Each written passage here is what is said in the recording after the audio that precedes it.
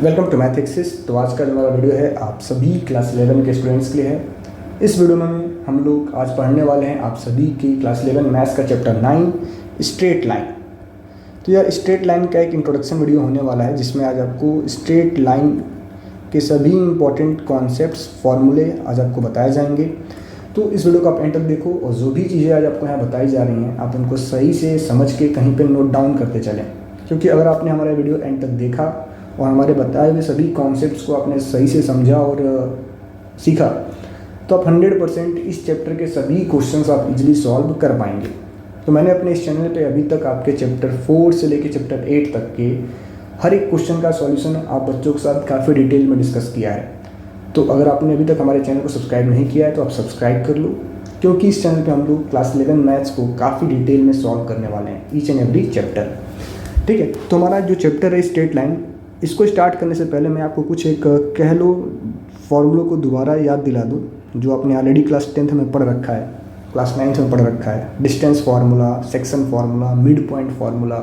ठीक है, एक आता था कॉन्सेप्ट एरिया ऑफ ट्रायंगल जो कि अब कहीं ना कहीं डिलीट हो चुका है आपके क्लास 10th के सिलेबस से। तो इन सभी को थोड़ा सा हम लोग रिवाइज कर लेंगे और इन सभी का यूज आपके एक्सरसाइज 9.1 में है। ठीक है, तो सबसे पहले हम लोग बात करेंगे स्ट्रेट लाइन के बारे में। स्ट्रेट लाइन, ठीक है, तो सबसे पहले आपके दिमाग में ही आएगा कि स्ट्रेट लाइन का डेफिनेशन होता क्या है। देखो, आपसे पूछा जाए कि स्ट्रेट लाइन क्या है तो आप क्या बोलोगे? कोई भी एक सीधी लाइन, उसको हम बोलते हैं स्ट्रेट लाइन। ऐसा कुछ नहीं है। स्ट्रेट लाइन का अपना एक डेफिनेशन होता है कि shortest distance between two point. Straight line क्या है? Shortest distance between two points, इनको बोला गया straight line. Shortest distance between two points, इसको बोला गया स्ट्रेट लाइन। जैसे मानो आपको दिया गया एक पॉइंट ए, दूसरा पॉइंट बी, तो पॉइंट ए और पॉइंट बी को के पास पॉइंट ए से पॉइंट बी तक जाने के लिए हमारे पास कई सारे रास्ते हैं। हम ऐसे चले जाएं घूम के, थोड़ा सा मन करे तो थोड़ा सा हम ऐसे चले जाएं घूम के, ठीक है। तो लेकिन ये हमारे जो वेज है ना, ये जो हमारे रास्ते हैं, ये शॉर्टेस्ट नहीं है। तो shortest distance between any two points, ये जो आपका आ रहा है shortest distance A to B को जो हम ज्वाइन करते हैं स्ट्रेट लाइन से, तो ये हमारा शॉर्टेस्ट डिस्टेंस होता है। और यही आपके स्ट्रेट लाइन का डेफिनेशन है कि shortest distance between two point is called a straight line. ठीक है, तो अगला जो हमारा इंपॉर्टेंट कॉन्सेप्ट आता है सबसे पहले कि अगर मानो हमें दो पॉइंट्स दिए गए, point A and point B. Point A का कोऑर्डिनेट है x1, y1 और पॉइंट बी का कोऑर्डिनेट है x2, y2, और आपसे बोला जाए इनके बीच का डिस्टेंस फाइंड करने के लिए। तो इसको सॉल्व करने के लिए हम लोग अप्लाई करते हैं डिस्टेंस फार्मूला। डिस्टेंस फार्मूला मेरे ख्याल से आप बच्चों को याद भी होगा, अगर नहीं याद हो तो मैं आपको दोबारा एक बार बता दूं कि जो उनका डिस्टेंस निकालने का फार्मूला होता है, डिस्टेंस बिटवीन ए बी हो क्या होता है, तो under root of x2 minus x1 का square plus y2 minus y1 का स्क्वायर। यही आपका क्या है? डिस्टेंस। इसी को हम कहते हैं डिस्टेंस फार्मूला। ठीक है, सेकेंड जो हमारा फार्मूला आता है सेक्शन फार्मूला, इसको आप लोग थोड़ा ध्यान से समझेंगे। सेक्शन फार्मूला, ठीक है, सेक्शन फार्मूला आपको क्या बताया जाता है कि मानो आपको दो पॉइंट्स दिए जा रहे हैं, point A and point B. Point A का कोऑर्डिनेट है x1, y1, पॉइंट बी का कोऑर्डिनेट है x2, y2, और कोई एक पॉइंट P है जो इनको n/n के रेशियो में डिवाइड कर रहा है। एक पॉइंट P हमारे पास है जो ए बी पॉइंट को n/n को रेशियो में डिवाइड कर रहा है, फिर कह लो ए बी लाइन को n/n के रेशियो में डिवाइड कर रहा है, और हमें पॉइंट P का कोऑर्डिनेट पता करना हो। तो कोऑर्डिनेट ऑफ पॉइंट P कैसे आएगा?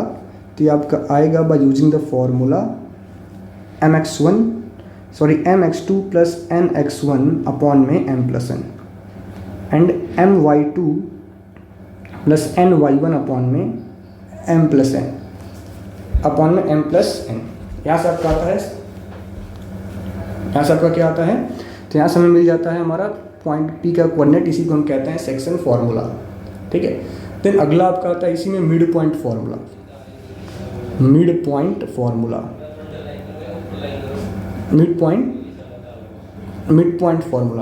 फार्मूला क्या होता है कि मानो आपको दिया जाए कि ए और बी आपके ये दो पॉइंट्स हैं जिनके कोऑर्डिनेट्स हमें दे रखे हैं x1, y1 और x2, y2, और हमें इनका मिड पॉइंट पता करना है। पॉइंट मान लो आपका C है, तो मिड पॉइंट C का कोऑर्डिनेट कैसे आएगा, तो x1 plus x2/2 and y1 plus y2/2।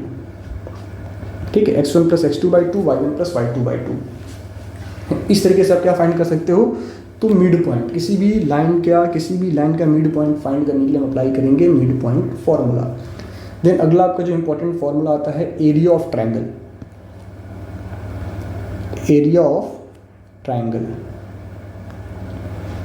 ठीक है, एरिया ऑफ ट्रायंगल, मानो आपको एक ट्रायंगल दिया जाए, हमें एक ट्रायंगल दिया गया ABC, जिसके कोऑर्डिनेट है हमारे x1, y1, x2, y2 and x3, y3, और आपसे बोला गया find the area of triangle ABC। तो area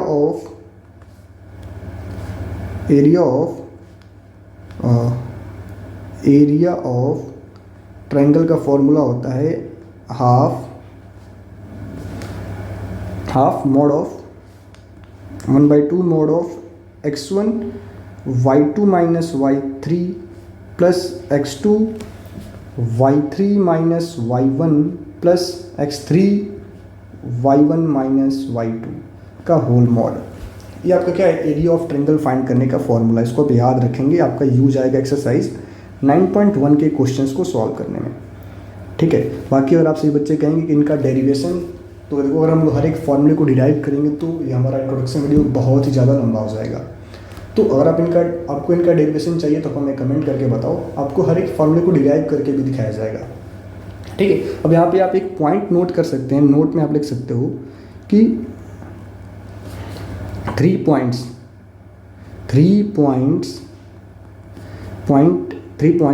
A, B and C are collinear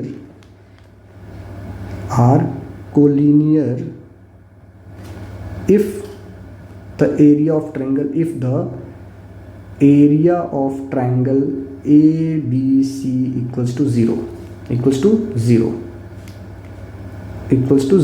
तो जब भी आपको बोला जाए कि आपको प्रूफ करना है कि 3 पॉइंट्स हमारे कोलिनियर हैं, तो आप सिंपली क्या दिखा दो, इन तीनों पॉइंट्स को यूज करके जो ट्रायंगल बन रहा है उसका एरिया 0 आ रहा है, तो आप इजीली प्रूफ कर पाओगे 3 पॉइंट्स आर कोलिनियर। ठीक है, तो ये आपके फॉर्मूला है जिनको यूज करके हमें अपने क्वेश्चंस को सॉल्व करना है।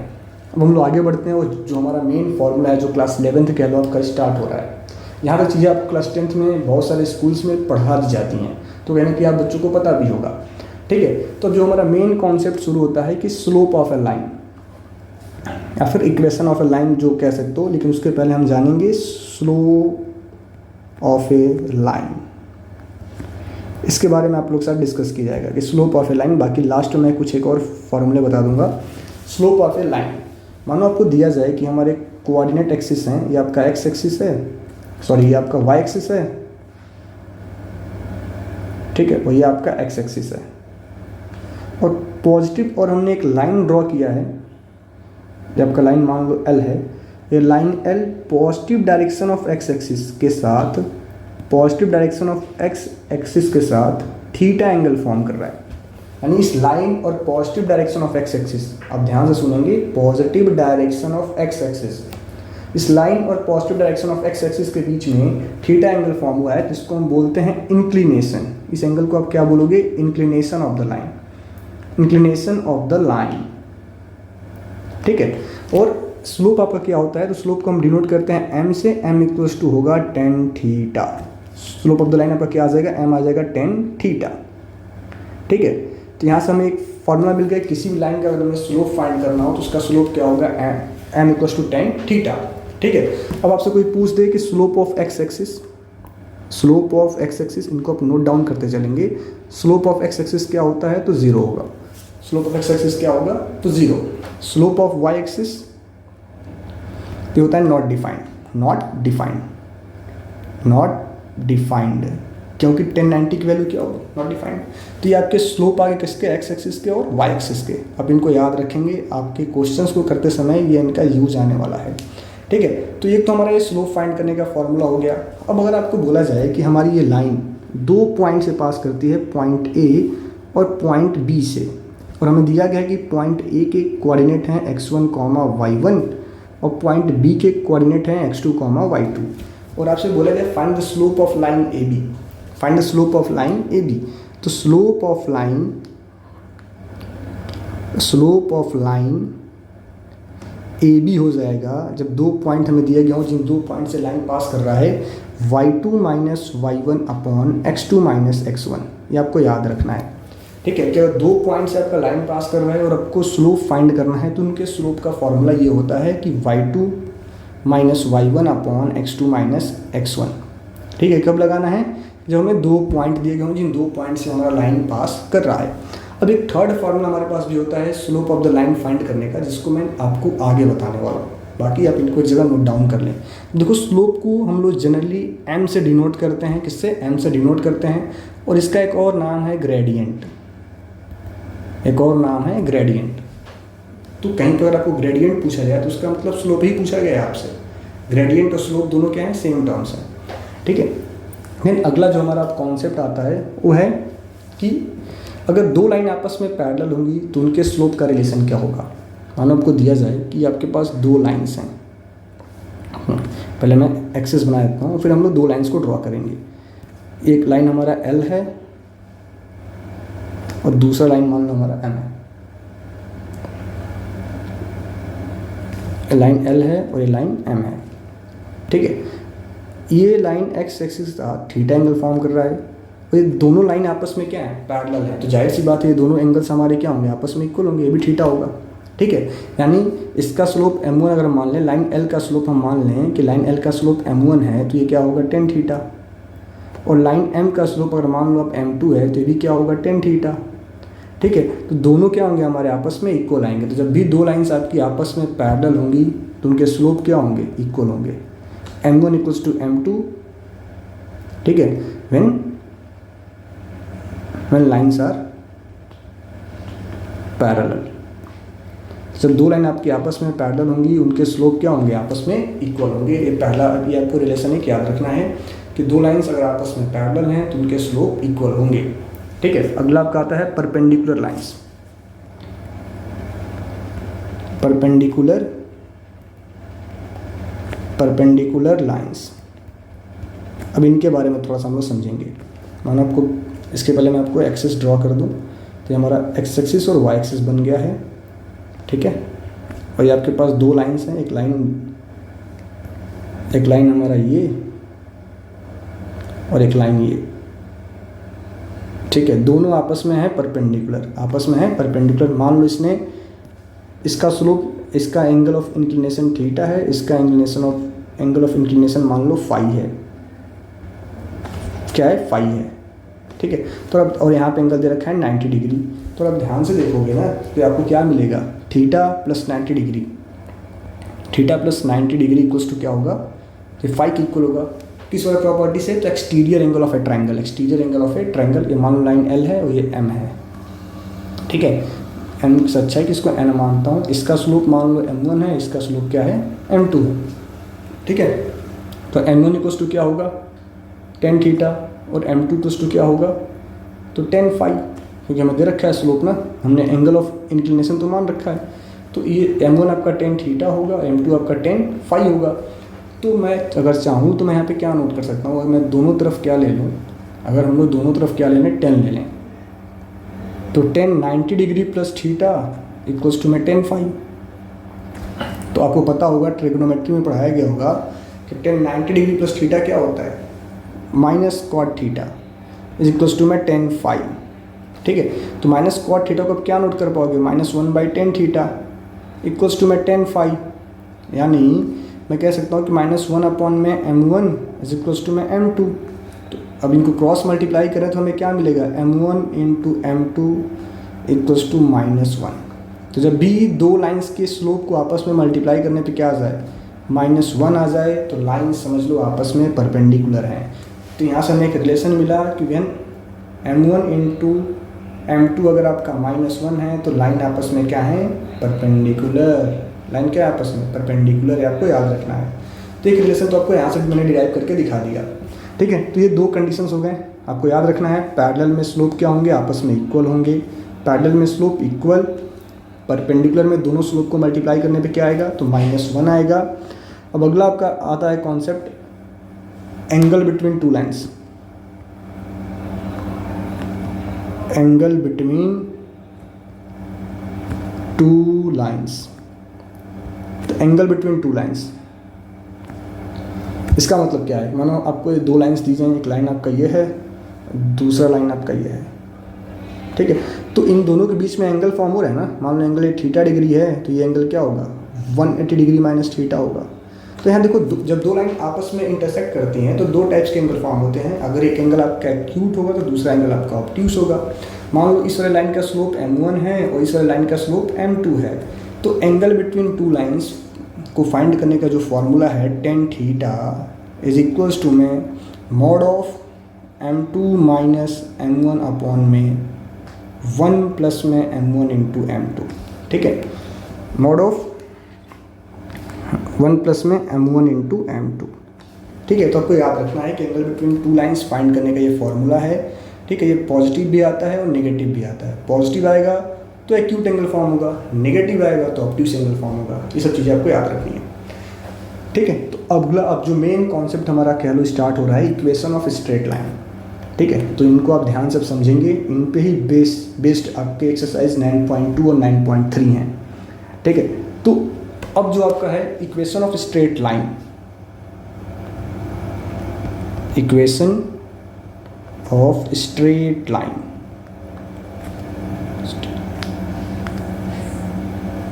जी स्ट्रेट लाइंस, इनका इक्वेशन, ठीक है, equation of straight line.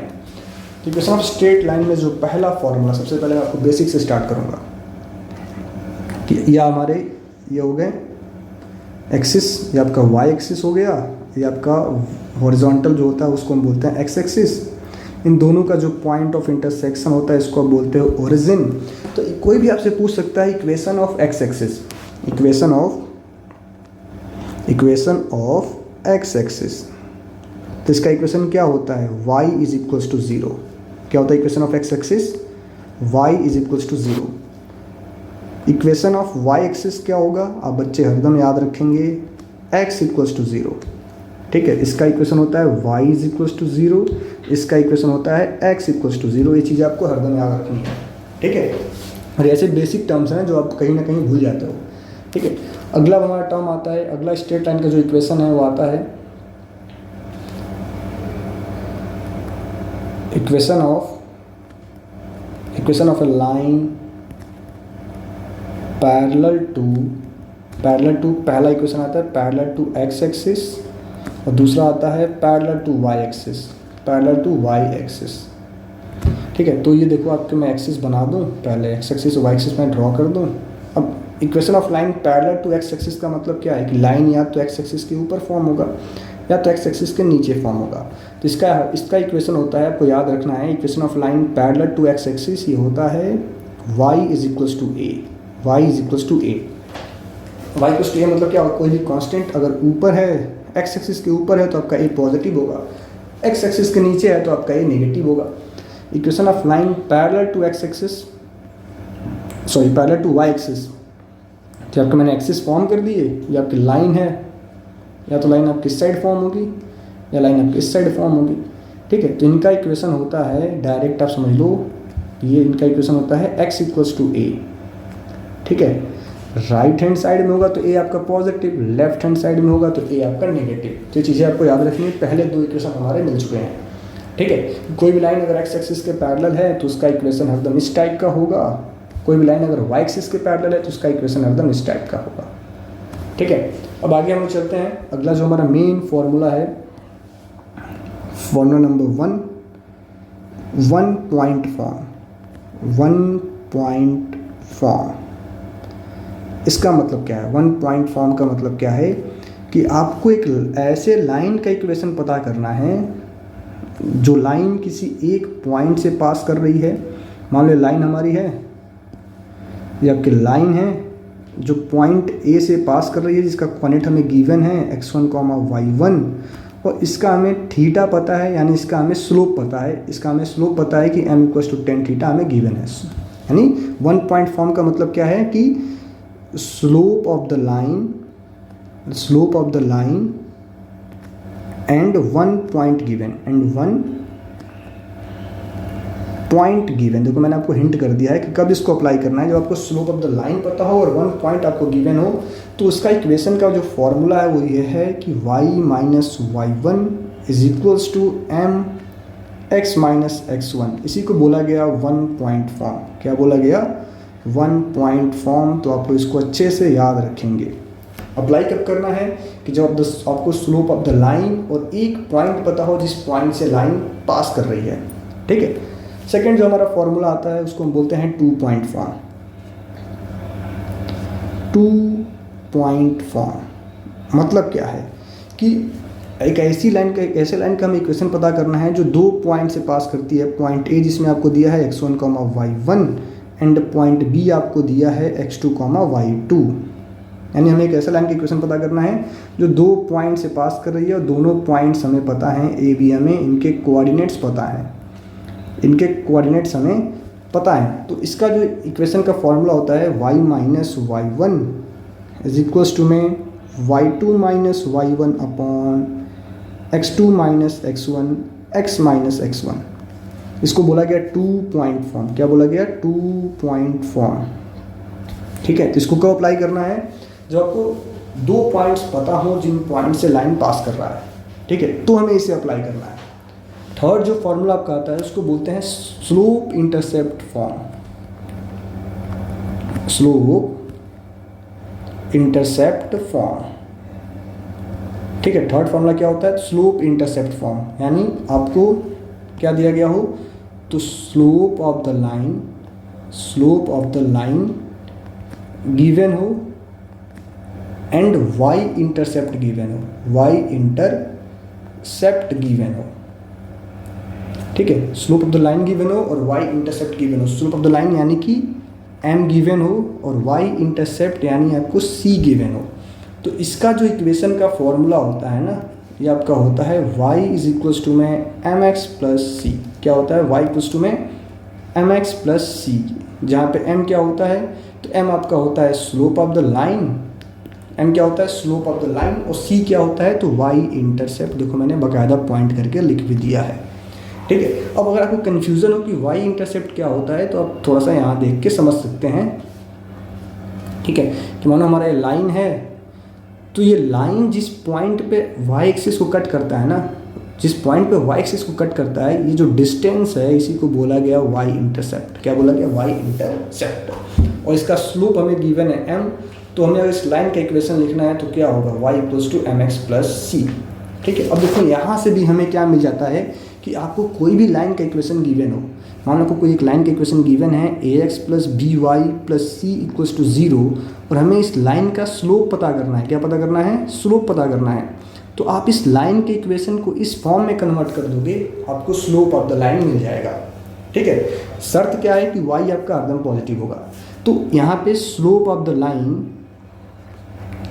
The line find करने का एक और फॉर्मूला है कि माइनस ए अपॉन बी, यानी minus coefficient of x by coefficient of y. ये भी आपका एक slope of the line find करने का फॉर्मूला है। मैंने स्टार्टिंग में बोला था ना कि एक और फॉर्मूला होता है जिसको मैं बताऊंगा आपको। तो इसको भी आप नोट कर लें कि कहीं पर लाइन का इक्वेशन आपको गिवन है और आपको स्लोप ऑफ द लाइन पता करना है ना, तो इस फॉर्मूले को हम यूज़ करेंगे, हमें क्या मिल जाएगा? Slope of the line. ठीक है। नेक्स्ट जो फॉर्मूला आता है उसको बोलते हैं इंटरसेप्ट फॉर्म।